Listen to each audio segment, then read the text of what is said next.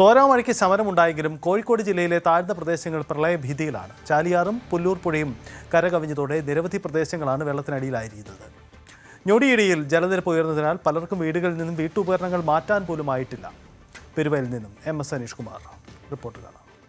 കോഴിക്കോട് ജില്ലയിൽ കഴിഞ്ഞ ഏതാനും മണിക്കൂറുകളായി മഴയ്ക്ക് ശമനമുണ്ടെങ്കിലും മഴക്കെടുതികൾക്ക് മാറ്റമില്ലാതെ തുടരുന്നു എന്നതാണ് നമുക്ക് കാണാൻ കഴിയുന്നത്. ജില്ലയുടെ താഴ്ന്ന പ്രദേശങ്ങൾ പലയിടത്തും വെള്ളം കയറിയിരിക്കുകയാണ്. പ്രത്യേകിച്ചും നഗരത്തോട് ചേർന്ന സമീപത്തുള്ള പഞ്ചായത്തുകൾ, പെരുവയിൽ പോലുള്ള ഇടങ്ങളിൽ വലിയ വെള്ളക്കെടുതി അല്ലെങ്കിൽ ജലക്കെടുതി അനുഭവിക്കുന്ന സാഹചര്യം. പ്രത്യേകിച്ചും ജില്ലയുടെ കിഴക്കൻ മേഖലകളിൽ മഴ ശക്തമായതിനെ തുടർന്ന് മലവെള്ളപ്പാച്ചിൽ ഉണ്ടാവുകയും അവിടെ നിന്നുള്ള വെള്ളം താഴേക്ക് ഇറങ്ങി വരികയും ചെയ്യുന്ന സാഹചര്യം. ചാലിയാർ പുഴയിലെ ജലനിരപ്പ് ഓരോ നിമിഷവും കൂടി വരുന്ന സാഹചര്യം. അതുകൊണ്ട് താഴ്ന്ന പ്രദേശങ്ങൾ പൂർണ്ണമായും വെള്ളത്തിന്റെ പിടിയിൽ അമർന്നു കഴിഞ്ഞിരിക്കുന്നു. പല വീടുകളുടെയും ഏതാണ്ട് താഴ്ന്ന നില പൂർണ്ണമായും വെള്ളത്തിന് അടിയിലാവുന്ന ഒരു സാഹചര്യമുണ്ട്. നമുക്കൊപ്പം ഇപ്പോൾ ഈ നാട്ടുകാരൻ തന്നെ വരുന്നുണ്ട്. ചേട്ടാ, ഏതാ വീട്? ഏതാ എങ്ങനെയുണ്ട് വെള്ളം? എങ്ങനെ എപ്പോ മുതലേ ഇതുപോലെ കയറി തുടങ്ങി? ഇത് ഇന്നലെ 3 മണിയാണ് എന്റെ വീട്ടിന് മുറ്റത്തെത്തി. പക്ഷെ 5:30 മണിയാകുമ്പോഴത്തേന് വൈകുന്നേരം 5:30 മണിയാകുമ്പോഴത്തേന് താഴ്ന്ന് അവിടെ വെള്ളം കയറി തുടങ്ങിയിട്ടുണ്ട്. പെട്ടെന്നാണ് ഇത്ര സ്പീഡിൽ വെള്ളം.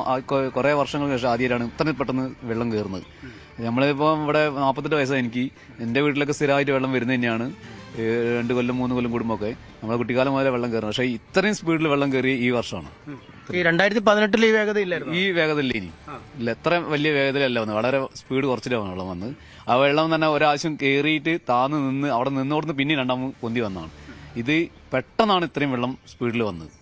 അപ്പം ഇത് വലിയൊരു ബുദ്ധിമുട്ടായി പോയി. ഒന്ന് എടുത്തേക്കാൻ കഴിയാതെയൊക്കെയാണ് ചിലവർ പോയത്. രാത്രിയായാലും കൊണ്ട് ഈ വീട്ടുകാരൊക്കെ പോയത് രാത്രിയാണ്. അവരുടെ സാധനങ്ങളൊക്കെ കുറേയൊക്കെ നനഞ്ഞു പോയി. പിന്നെ ഞങ്ങൾ വന്നിട്ടാണ് ബാക്കിയൊക്കെ എടുത്തത്.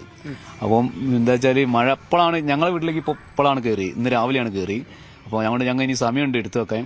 പിന്നെ അപ്ഷേറൊക്കെ ഉള്ളത് കൊണ്ട് പ്രശ്നമല്ല, എടുത്തു വെക്കാൻ ബുദ്ധിമുട്ടില്ല. കുടുംബം കുട്ടികളൊക്കെ അപ്ഷേറിലാവുള്ളെന്ന് തോന്നുന്നു. കുട്ടികൾ ഭാര്യയും കുട്ടികളൊക്കെ അപ്ഷേറിലാണുള്ളത്.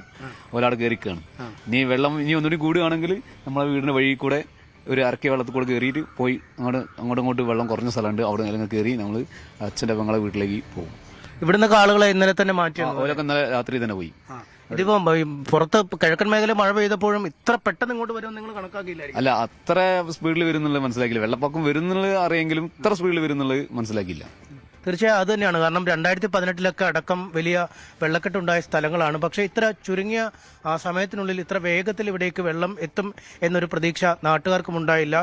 നമുക്കറിയാം, ഇന്നലെ ഈങ്ങാപ്പുഴ താമരശ്ശേരി മേഖലയിലൊക്കെ അടക്കം വലിയ വെള്ളക്കെട്ടുണ്ടായിരുന്നു. അവിടെ നിന്നും വെള്ളം ഇറങ്ങി തുടങ്ങുമ്പോഴാണ് ഈ താഴ്ന്ന പ്രദേശങ്ങളിലേക്ക് വെള്ളം എത്തുന്നത്. ഒരു വശത്ത് ചാലിയാർ പുഴ കരകവിഞ്ഞൊഴുകി അതുമൂലം ഒരു പ്രളയ ഭീതി ഉണ്ടാവുന്നു. മറുവശത്ത് ഈ കക്കയം അണക്കെട്ടിലെ ജലനിരപ്പ് ഓരോ നിമിഷവും ഉയർന്നുകൊണ്ടിരിക്കുകയാണ്. ഏത് നിമിഷവും അണക്കെട്ട് തുറന്നുവിടുമ്പോൾ അവിടെ നിന്നുള്ള വെള്ളം പൂനൂർ പുഴയിലേക്ക് എത്തും. അതുകൊണ്ട് പൂനൂർ പുഴയുടെ ഒഴുകുന്ന ഇടങ്ങളിൽ, പ്രത്യേകിച്ചും നഗരത്തിന്റെ താഴ്ന്ന പ്രദേശങ്ങൾ, പറമ്പിൽ ബസാർ പോലെ അല്ലെങ്കിൽ പാലാഴി പോലുള്ള ഇടങ്ങളിലൊക്കെ ഒരു വലിയ വെള്ളക്കെട്ട് രൂപം കൊള്ളുന്ന സാഹചര്യമാണ് നിലവിൽ ഉള്ളത്.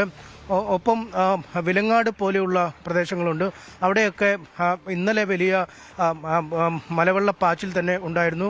വിലങ്ങാട് ടൗണിലെ പാലങ്ങൾ 2 കവിഞ്ഞു വെള്ളം ഒഴുകുന്ന സാഹചര്യം. വെള്ളത്തിൽ ചെളിയും മണ്ണുമൊക്കെ കലർന്നു ഒഴുകുമ്പോൾ കാട്ടിനുള്ളിൽ ഉരുൾപൊട്ടിയിരിക്കാമെന്ന സാധ്യതകൾ തന്നെയാണ് ആളുകൾ പറഞ്ഞിരുന്നത്. ഒപ്പം ഇന്നലെ വെള്ളക്കെട്ടിൽ വീണ് ഒരു 2 വയസ്സുള്ള കുട്ടി മരിക്കുകയും ചെയ്തത് ദാരുണ സംഭവമായി തുടരുന്നു. അതുകൊണ്ട് കർശനമായ ജാഗ്രതാ നിർദ്ദേശം നൽകിയിട്ടുണ്ട്. ഇന്ന് ഈ മദ്രസ പഠനവും ഒപ്പം സൺഡേ സ്കൂളുകളടക്കം ഒരു തരത്തിലുമുള്ള ക്ലാസുകൾ ഉണ്ടാവരുതെന്ന് കളക്ടർ നിർദ്ദേശം നൽകിയിരുന്നു. 28-ാം മൈൽ മുതൽ തലയാട് വരെ മലയോര ഹൈവേയിൽ ഗതാഗത നിയന്ത്രണം ഏർപ്പെടുത്തിയിട്ടുണ്ട്. ഒപ്പം താമരശ്ശേരി ചുരത്തിലൂടെയുള്ള ഗതാഗതത്തിന് കർശന നിയന്ത്രണമുണ്ട്. കാരണം ഈ മണ്ണും മറ്റുമൊക്കെ മരങ്ങളുമൊക്കെ വഴിയിലേക്ക് വീഴാനുള്ള ഒരു സാധ്യതകൾ ഉള്ള സാഹചര്യത്തിലാണ് അങ്ങനെ ചെയ്തത്. എന്തായാലും നമ്മൾ ഇപ്പോൾ ദൃശ്യങ്ങളിൽ കാണുന്ന തന്നെ പെരുവൽ പഞ്ചായത്തിലെ വീടാണ്. ഈ വീടിന്റെ താഴത്തെ നില ഏതാണ്ട് പൂർണ്ണമായി വെള്ളത്തിനടിയിൽ ആയി കഴിഞ്ഞിരിക്കുന്നു. ഒപ്പം സമീപത്തുള്ള കിണറിന്റെ പകുതിയോളം കിണർ കവിഞ്ഞ ശേഷം കപ്പയും കയറുമൊക്കെ ഉള്ള ഇടത്തിന്റെ അത്രത്തോളം വെള്ളം കയറി കഴിഞ്ഞിരിക്കുന്നു. അതിന് തൊട്ടടുത്തുള്ള ഒരു വീട്ടിലേക്കും വെള്ളം കയറിയിരിക്കുന്ന സാഹചര്യമുണ്ട്. നമുക്കിപ്പം ഇവിടുത്തെ ആളുകളിലേക്ക് തന്നെ പോകാം. ഇത് എപ്പോഴാണ് ഈ വെള്ളത്തിന്റെ ഒരു വരവ് വന്നു തുടങ്ങിയത് അടക്കമുള്ള കാര്യങ്ങൾ ചോദിക്കാം. ഇത് എപ്പോൾ മുതലാണ് ഈ വെള്ളം ഇതുപോലെ ഇങ്ങനെ കയറി തുടങ്ങിയത്? ഇത് ഇന്നലെ വൈകുന്നേരം മുതലേ നല്ല ശക്തിയിലാണ് വന്നുകൊണ്ടിരിക്കുന്നത്. പിന്നെ രാത്രിയൊക്കെ ആയപ്പോഴേക്കും ഒരു 12 മണിയൊക്കെ ആയപ്പോഴേക്കും വീടുകളിൽ കയറി തുടങ്ങി. ഇത് പെട്ടെന്നാണ് നിറഞ്ഞതല്ലേ ഈ തലയൊക്കെ? പെട്ടെന്നാന്ന് പറഞ്ഞാൽ അതുവരെ വലിയ പ്രശ്നമൊന്നുമില്ലായിരുന്നു. വയലിങ്ങനെ നിറഞ്ഞിട്ടേ ഉള്ളായിരുന്നു. വയലിലും അതിന് മാത്രം വെള്ളമില്ലായിരുന്നു. പിന്നെ ഒരു വൈകിട്ടൊക്കെ ആയപ്പോഴത്തേക്കും കംപ്ലീറ്റ് വയൽ നിറഞ്ഞ് പിന്നെ വീടുകളിലേക്ക് കയറാൻ തുടങ്ങി. നിങ്ങളൊക്കെ വീടുകളിൽ നിന്ന് മാറിയോ അപ്പം? ഞങ്ങൾ ഇന്നലെ രാത്രി തന്നെ ഒരു 12 മണിയൊക്കെ ആയപ്പോൾ വീട് കയറി തുടങ്ങി. വീടിനകത്ത് വെള്ളം ഉണ്ടോ ഇപ്പം? വീടിനകത്തും അരക്കി വെള്ളം ഉണ്ടാവും. സാധന സാമഗ്രികളൊക്കെ അപ്പം മാറ്റി അത് മേളിലേക്ക് കംപ്ലീറ്റ് എടുത്ത് മാറ്റി. പിന്നെ പിള്ളേരും ഒക്കെ ഉണ്ട്, അപ്പൊ അവരെയും നോക്കണം വെള്ളത്തിൽ ഇറങ്ങണ്ടോന്ന്. ആ കൂട്ടത്തിൽ പേർക്കൊരു ചിലർക്കൊന്നും എടുക്കാൻ പറ്റി പോലും ഇല്ലെന്ന് തോന്നല്ലേ? ഇല്ല, പെട്ടെന്നാണ്. അതുവരെ വലിയ സ്പീഡൊന്നും ഇല്ലായിരുന്നു. അപ്പൊ ഏകദേശം ഞങ്ങൾക്ക് കുറച്ച് സമയം കിട്ടാറുണ്ട് വെള്ളത്തിൽ ഇങ്ങനെ എടുത്തു വെക്കാനൊക്കെ.